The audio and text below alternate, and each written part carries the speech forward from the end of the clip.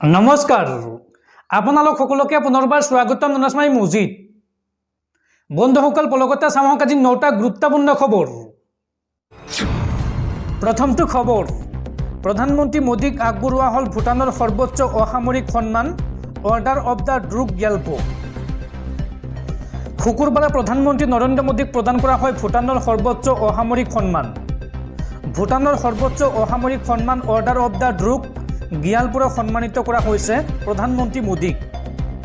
ভূটানৰ এই সৰ্বোচ্চ সন্মান লাভ কৰা প্ৰধানমন্ত্ৰী নৰেন্দ্ৰ মোদী প্ৰথমগৰাকী বিদেশী ৰাষ্ট্ৰৰ শীৰ্ষ নেতাৰূপে চিহ্নিত হৈছে ভাৰত ভূটানৰ মাজৰ সম্পৰ্ক সুদৃঢ় কৰাত অনবদ্য বৰঙণি আগবঢ়োৱাৰ বাবে প্ৰধানমন্ত্ৰী মোদীক এই সন্মান প্ৰদান কৰা হৈছে ভাৰতৰ চুবুৰীয়া ৰাষ্ট্ৰখনৰ সৰ্বোচ্চ সন্মান লাভ কৰাৰ পিছতেই প্ৰধানমন্ত্ৰী নৰেন্দ্ৰ মোদীয়ে এক্সত পোষ্ট কৰি এই কথা জানিব দিয়ে ভাৰতৰ 140 কোটি জনতাক এই সন্মান উৎসৰ্গা কৰা বুলিও তেওঁ পোষ্টত উল্লেখ কৰে উল্লেখযোগ্য যে ভূটানৰ ৰজা জিগমে খেছাৰ নামগেল ৱাংচুকে প্ৰধানমন্ত্ৰী মোদীক দেশখনৰ এই সৰ্বোচ্চ সন্মান প্ৰদান কৰে স্মৰ্তব্য যে 2021 চনৰ 17 ডিচেম্বৰত ভূটানৰ ৰজাই এই সন্মানৰ বাবে ঘোষণা কৰিছিল প্ৰধানমন্ত্ৰী নৰেন্দ্ৰ মোদীৰ নাম আৰু শুকুৰবাৰে প্ৰধানমন্ত্ৰী মোদীয়ে দুদিনীয়া ভ্ৰমণৰ কাৰ্যসূচীৰে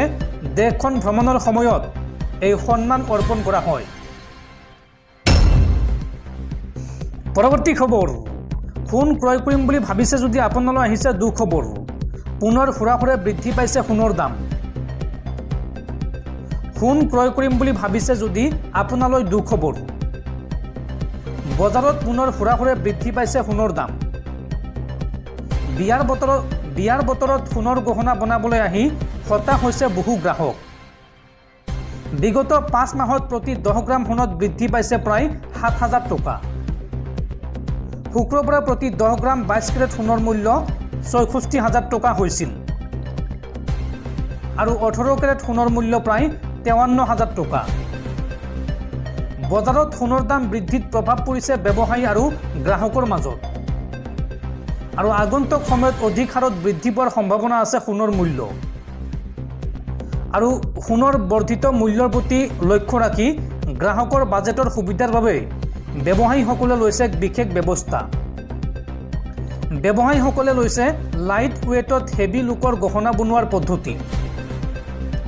বৃহৎ শ্বৰুমৰ লগতে থলুৱা স্বৰ্ণশিল্পীসকলেও লৈছে এই পদ্ধতি পৰৱৰ্তী খবৰ নিৰ্বাচনৰ প্ৰাক মুহূৰ্তত ৰাজ্যত পুনৰ ভয়ংকৰ গুলীচালনাৰ ঘটনা এইবাৰ যাত্ৰীবাহী বাছক লক্ষ্য কৰি দুৰ্বৃত্তৰ গুলীচালনা যাত্ৰীবাহী বাছত গুলী সোমাই আহত এজন যাত্ৰী ৰাজ্যত পুনৰ গুলীচালনাৰ ঘটনা এইবাৰ যাত্ৰীবাহী বাছত গুলী সোমাই আহত হৈছে এজন যাত্ৰী বাছৰ গ্লাছ ভাঙি গুলীবিদ্ধ হয় এজন লোক কোকৰাঝাৰৰ পৰা ধুবুৰী অভিমুখী আছিল এই বাছখন পানবাৰী আৰু চুপাৰীঘাটৰ মাজত সংঘটিত হৈছে এই ঘটনা বাছৰ ভিতৰত বন্দুকৰ গুলী উদ্ধাৰক লৈ হাহাকাৰ যাত্ৰীৰ মাজত আৰু বাছখনলৈ গুলীচালনা কৰাৰ সন্দেহ যাত্ৰীৰ কোন দিশৰ পৰা গুলী আহি প্ৰৱেশ কৰিলে সেয়া এতিয়াও ৰহস্যৰ আৱৰ্তত ঘটনা সন্দৰ্ভত স্থানীয় আৰক্ষী আৰম্ভ কৰিছে তদন্ত বন্ধুসকল তাৰপিছত 4 নম্বৰ খবৰটো জনোৱাৰ আগতে আপোনালৈ এটা সৰু ৰিকুৱেষ্ট যদি তেওঁলোকে এইটো ভিডিঅ'ত লাইক কৰা নাই তেন্তে প্লিজ এটা লাইক কৰি দিয়ক